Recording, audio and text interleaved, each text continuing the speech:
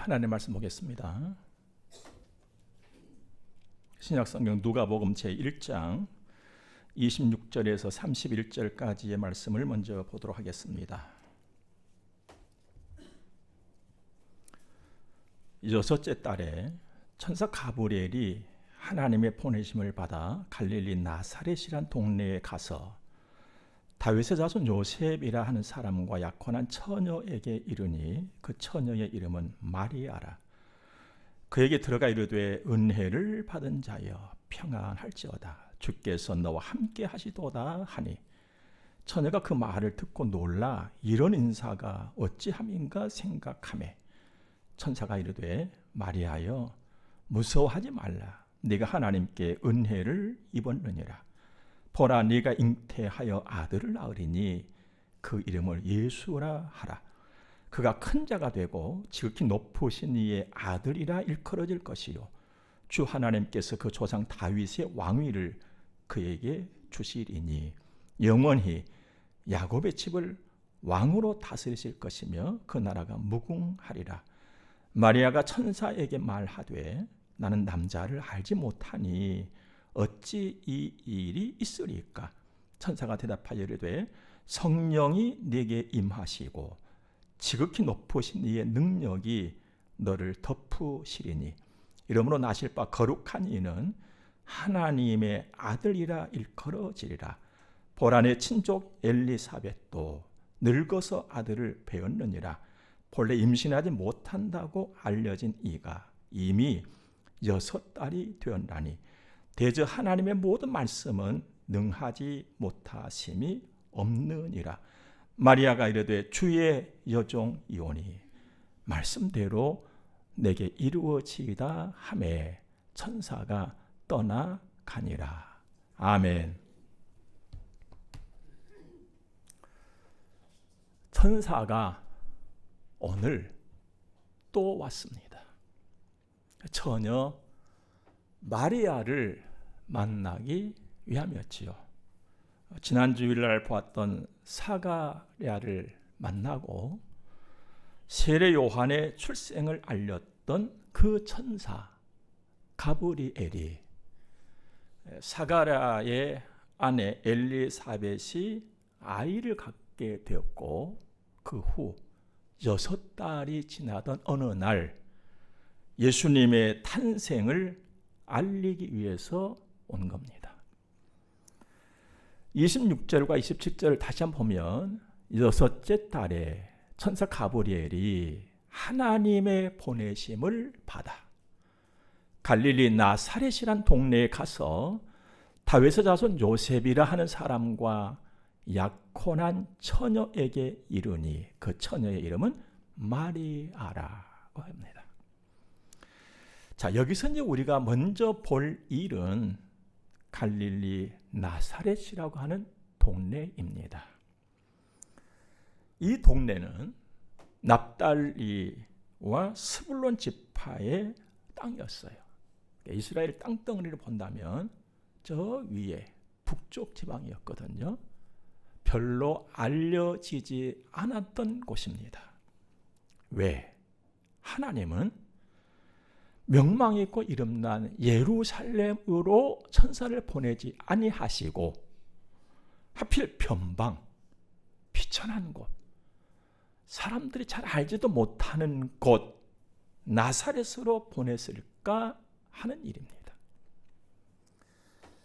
물론 마리아가 그곳에 살고 있었잖아요 라고 쉽게 우리는 대답할 수가 있겠습니다만 그보다 더 깊은 의미가 있습니다.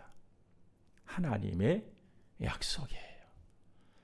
하나님께서 말씀하신 그 일이 이루어진 것입니다.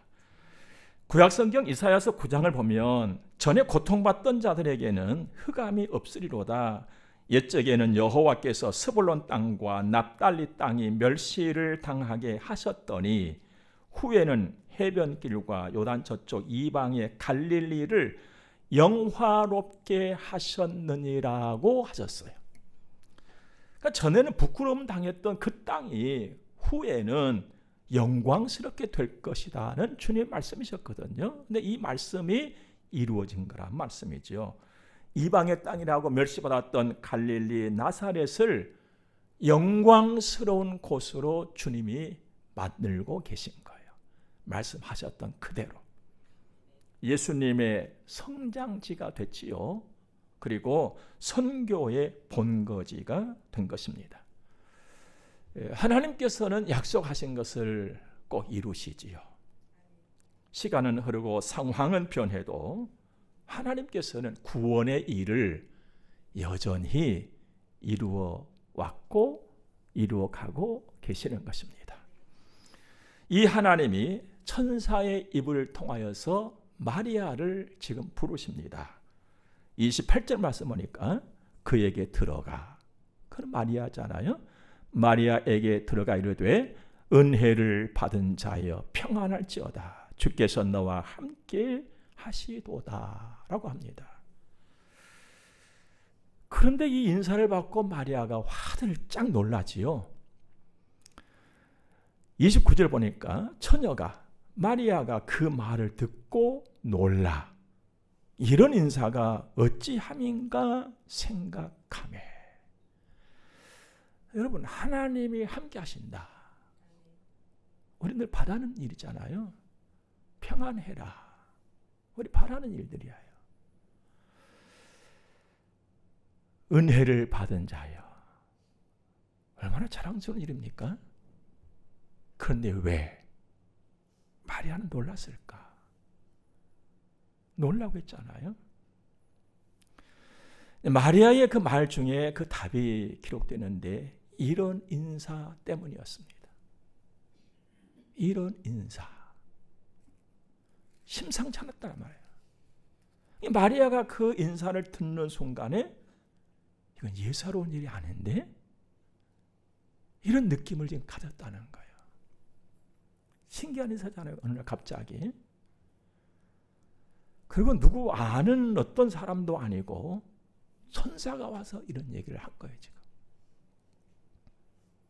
놀란 마리아에게 천사의 말이 이어집니다. 30절 뭔가 천사가 이르되 마리아여 마리아여. 하나님이 천사의 입을 통해서 지금 마리아를 불러주신 거거든요. 하나님은요 우리들의 한 사람 한 사람의 이름을 아세요. 나의 이름을 아시는 하나님. 지난 시간에도 봤잖아요. 천사가 사가랴를 찾아와서 사가랴여 라고 불렀잖아요. 오늘도 하나님이 나의 이름을 아시고 불러주신다. 감사하지요. 우리 인간 삶에서도요. 상대방의 이름을 기억하고 이름을 알고 이름을 불러준다는 것은 참 기쁜 일입니다. 신뢰거든요. 좋은 관계예요. 정말로 오랜만에 만나는데 그가 나의 이름을 잊어버리지 않은 거예요. 만나는 순간에 아무개야 했을 때에 그 기쁨은 인간의 삶의 관계를 매우 기름지게 해주는 거거든요. 근데 감히 하나님이 나의 이름을 아신다. 감히 하나님이 나의 이름을 아신다. 영광스러운 일이죠. 하나님의 능력은 이렇습니다. 그리고 하나님의 사랑은 이렇게 나타나는 거예요. 마리아를 부르시더니 무서워하지 말아랍니다. 뭐 좌우 앞뒤 말 다 빼고 아까는 그랬잖아요. 뭐 은혜를 입은 자여, 뭐 평안해라, 뭐 하나님이 함께 하신다라고 했는데 지금 마리아가 너무 무서워하고 있으니까 이제 이런 말이 필요가 없었던 것이죠. 그래서 그냥 즉시 말하지요. 무서워하지 말아라. 무서워하지 말아라. 지난번 사가랴도 놀라고 무서워했거든요. 사가랴 하니까 얼마나 사가랴가 제사장이었음에도 불구하고 놀라서 무서워했었잖아요. 사랑하는 여러분, 아까도 말씀드렸지만 하나님의 은혜라고 하는 것은 우리가 늘 사모하는 것이잖아요. 또 하나님이 주시는 나의 평안 얼마나 우리가 기다립니까? 또 하나님이 미천한 나하고 함께 하신다. 정말 감사한 일이잖아요. 그런데 사가랴도 놀랐고 오늘 지금 보니까 마리아도 놀랐단 말이에요. 도대체 왜? 그 좋은 것 앞에서 왜 놀란 것일까? 우리 사람은요, 하나님을 두려워하는 속내를 가지고 있어요. 그것이요, 죄라는 거예요. 죄. 죄는 인간의 원수요, 두려움과 무서움을 안겨주는 적입니다. 하나님께서는 바로 이 원수와 이 적을 제거하시고 우리를 구원하여서 내 안에 안심을 두시고 평안을 두시고 한평생 하나님의 자녀로 이 땅에서 빛처럼 살게 하시려고 마리아를 통해서 예수님을 이 땅에 보내시고 성육신하게 하신 것입니다. 이 엄청난 일을 마리아가 감당할 것이니까 하나님의 은혜를 입은 것은 분명한 것이죠. 무서워할 일도 아니고 두려워할 일도 아니라는 거예요. 이게 천사가 하는 말입니다. 31절도 보면은 보라 네가 잉태하여 아들을 낳으리니 그 이름을 예수라 하라. 지금 마리아에게 조금 얘기하는 거예요. 지금 네 아들 할 거야. 이름은 예수라고 해라. 이 순간 인류의 구세주가 나실 것이 선포된 것입니다. 인류의 구세주 예수 그리스도, 그 이외에 구원자의 다른 이름은 없습니다. 사도행전 4장도 말씀 보니까 다른 이로서는 구원을 받을 수 없나니 천하 사람 중에 구원을 받을 만한 다른 이름을 우리에게 주신 일이 없음이니라 했습니다. 성부 하나님께서 직접 주신 이름, 구주 예수. 성령으로 잉태되어 이 땅에 사람의 몸을 입고 오신 예수. 우리 모두의 죄와 나의 죄를 담당하시고 십자가에서 구원을 이루신 예수. 모든 믿는 자에게 영생을 주신 예수, 오직 예수뿐입니다. 우리는 이 예수를 믿고 있잖아요. 감사한 일이죠. 우리는 이 예수를 믿어서 구원을 받았어요. 죄의 사함을 받았다는 거예요. 하나님의 자녀로 살고 있잖아요. 여러분, 세상은요 계속 밝아진 것 같지만 계속 어두워져 가고 있는 곳이에요. 왜 점점 밝아진 줄 아십니까? 어두워지기 때문에 사람들은 이 어두워진 세상 바닥을 어떻게 해서든지 밝혀보기 위해서 점점 밝아져 가는 빛을 만들어내기도 합니다만 태양은 하나입니다. 세상은 어두워져 가고 있어요. 밝아지고 있다? 어두워짐의 반증이에요. 세상은 계속 어두워져 가고 있습니다. 혼란이에요. 이런 세상에 빛의 자녀로서 살아가도록 모든 믿는 자에게 영생을 주신 예수, 오직 예수. 나를 따르는 자는 어둠의 길을 걷지 않겠다고 주님 말씀하셨거든요. 그러니까 예수가 없는 곳은 아무리 이 밝은 전등을 갖다 놓는다 할지라도 어둠이에요. 인간의 자체라고 하는 것은요, 추함이에요. 정말 추한 존재예요. 오죽했으면 바울 사도께서 그 영리했던 사람이 나는 죽고 예수만 살고 내 안에 예수님만 온전히 간다면 좋겠다고 소원했겠습니까? 여러분도 그렇고 저도 그렇고요. 다 추한 존재예요. 사람이 지나간 곳에는요, 다 이상한 냄새가 남아요. 그래서 그 이상한 냄새만 감추어 보기 위해서 이 냄새도 내 몸에 뿌려보고 저 냄새도 뿌려보잖아요. 그런데 이 냄새, 저 냄새가 짬뽕이 되어져 가지고 더 지독한 냄새를 내요. 그 제게는요, 뿌려지는 아무 냄새가 없어요. 그냥 내 모습 이대로 주 받으시옵소서. 그리 살거든요. 이제 여러분과 제가 빛의 자녀로 살면서 할 일이 있다면 이 예수를 알려주는 거예요. 예수 믿으라고. 요한복음 14장 말씀 보니까 예수께서 이르시되 내가 곧 길이요 진리요 생명이니 나로 말미암지 않고는 아버지께로 올 자가 없느니라 했고, 마가복음 16장에서는 너희는 온 천하에 다니며 만민에게 복음을 전파하라 그랬습니다. 복음이 뭡니까? 예수잖아요. 예수 믿으면 구원받습니다. 빛의 자녀로 삽니다. 빛의 자녀가 하나님의 자녀라는 말이에요. 천국 백성으로 이 땅에 살고 천국을 유업으로 받습니다. 이게 복음이잖아요. 예수 천하라는 거예요. 물론 예수님께서 이 땅에 오신 모습은 여러분의 모습이나 제 모습 똑같이 왔어요. 코도 달렸어요. 우리 예수님도. 눈도 있었고 귀도 달리셨고 손과 발이 다 있었어요. 사람인 나하고 똑같은 모습으로 오셨잖아요. 하지만 그 예수님의 위상은 달랐어요.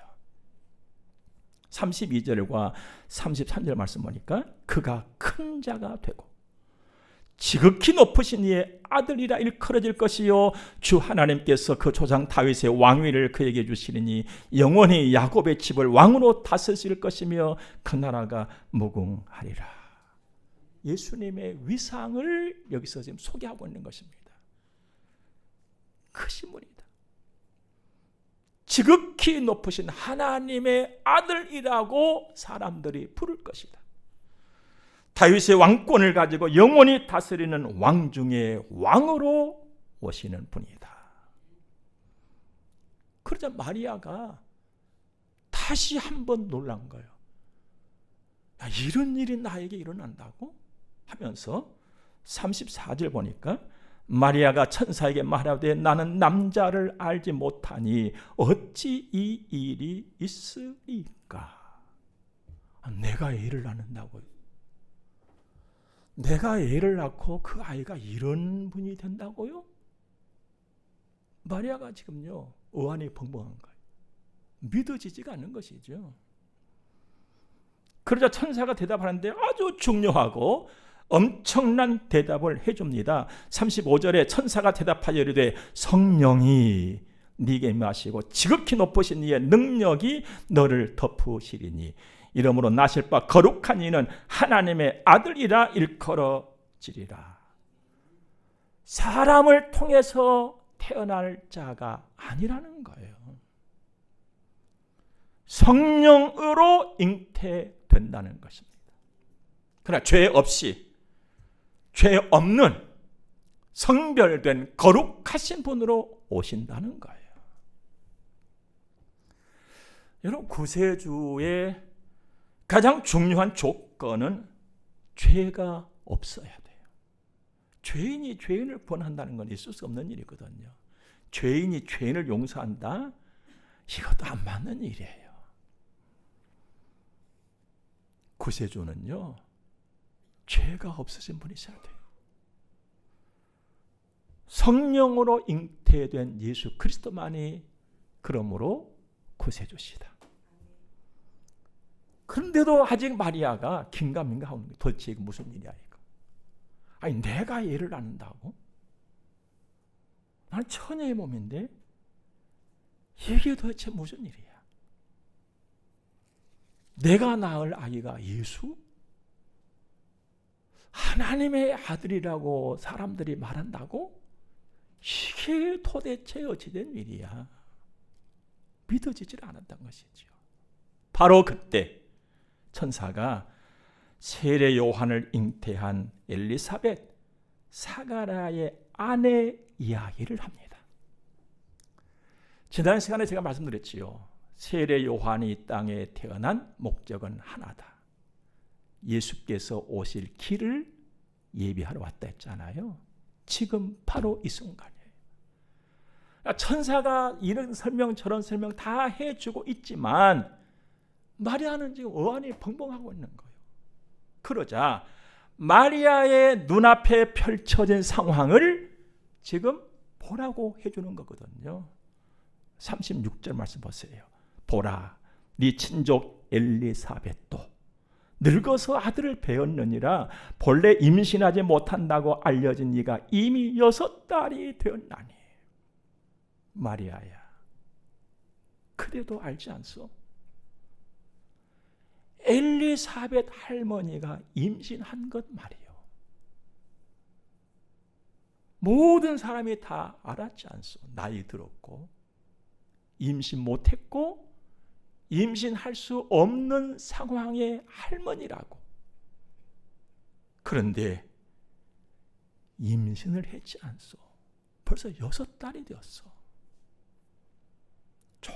조금 이해를 시켜요. 그러면서 아주 결정적인 한마디를 합니다. 다 같이 우리 37절 말씀을 읽을까요? 시작. 대저 하나님의 모든 말씀은 능하지 못하심이 없느니라. 아멘. 이거 무슨 말씀입니까? 하나님이 하시면 된다 이거예요. 여기서 마리아가 무너져요. 눈앞에 확인까지 했거든. 도저히 아기를 가질 수 없었던 할매가 애를 가져갖고 벌써 6살에서 배가만큼 나왔단 말이에요. 부인할 수가 없는 현실이 눈앞에 펼쳐진 거예요. 마리아가 받아들여요. 38절에 마리아가 이르되 주의 여종이오니 말씀대로 내게 이루어지이다 하며 천사가 떠나가니라. 너무나도 귀한 말씀이에요. 주의 여종이오니. 기제사 고백하잖아요. 난 주님의 종입니다. 종은 뭐요? 주인이 하라는 대로 하면 되는 거예요. 마리아가 나는 주의 여종이오니 한 것은 위대한 믿음의 고백이었어요. 그런데 중요한 것은요, 고백이 고백으로 머물러 있는 것이 아니라 이 고백이 순종으로 진행이 됐다는 거예요. 말씀대로 내게 이루어지다 한 거예요. 이게 중요한 것입니다. 말씀대로 내게 이루어지다. 받아들이겠습니다. 이건 어떤 의미입니까? 자기 부인이에요. 자기 생각, 현실을 다 손 놔버린 거예요. 오직 하나님께서 하나님의 일을 이루실 때 내 몸을 통하시겠다면 기꺼이 받겠습니다. 따르겠습니다. 하나님의 은혜와 능력 그리고 마리아의 순종이 딱 만나는 순간이에요. 이때 역사가 바뀌어버리는 것입니다. 마침내 예수님이 이 땅에 태어나게 된 거잖아요. 사랑하는 여러분, 하나님의 능력은 여전하고 하나님의 은혜는 여전합니다. 여전한 하나님의 능력과 그 은혜가 있다고 할지라도 나의 순종과 함께 만나지 못한다면 하나님의 일을 본다는 것은 어렵지 않겠습니까? 고백 중요한 것입니다. 이 고백이 순종으로까지 이어져야 돼요. 고백과 순종, 하나님의 은혜와 능력이 만날 때 역사는 일어난다. 열매가 맺혀진다는 겁니다. 이 순종이 우리 모두에게 있기를 바랍니다. 그래서 하나님께서는 때로는 나를 기다리시잖아요. 여러분, 나에게 쏟아지는 하나님의 사랑은 종종 기다림으로 증거가 되어져요. 그러면 나를 기다릴 때 하나님 뭘 기다리겠습니까? 내 마음과 생각이 하나님께로 향하도록, 내 삶이 하나님께로 향하도록. 그래서 하나님의 말씀에 내가 움직이도록, 순종하도록, 그때까지 하나님은 나를 잠잠히 기다리시고 나에게 성령으로 말씀 주시고, 마리아처럼 이게 도대체 뭐야, 받아들이지 못하고 있었던 나를 기다려 주셨으므로 오늘 여기까지 나도 왔고 여러분 온 것 아닙니까? 앞으로도 그럴 거란 말이에요. 하나님의 어마어마함과 나의 자금은 너무나 큰 차이가 있으니까 하나님의 말씀을 주셔도 내가 이해하고 받아들이지 못할 때가 얼마나 많습니까? 이런 나를 기다려주시는 하나님, 그 사랑이 오늘 나를 나 되게 하심인 줄로 믿습니다. 우리에게는 지금 성탄이 다가오고 있습니다.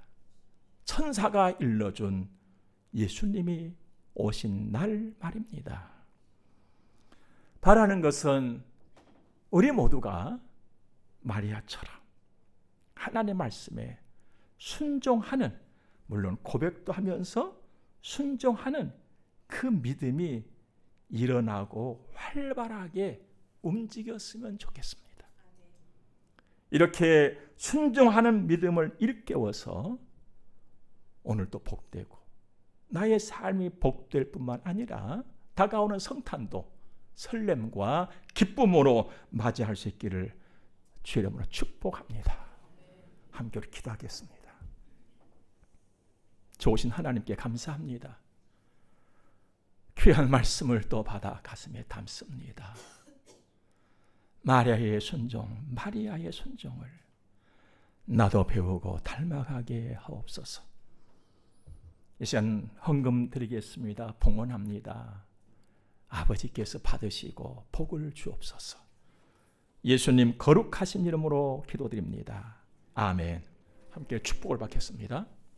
교회 머리가 되시는 우리 구주 예수 그리스도의 은혜와 하나님 우리 아버지의 무한 극진하신 사랑하심과 성령님의 감화 교통하심이 하나님의 거룩한 자녀들의 머리 위에 이제로부터 영원토록 함께 있을지어다. 아멘.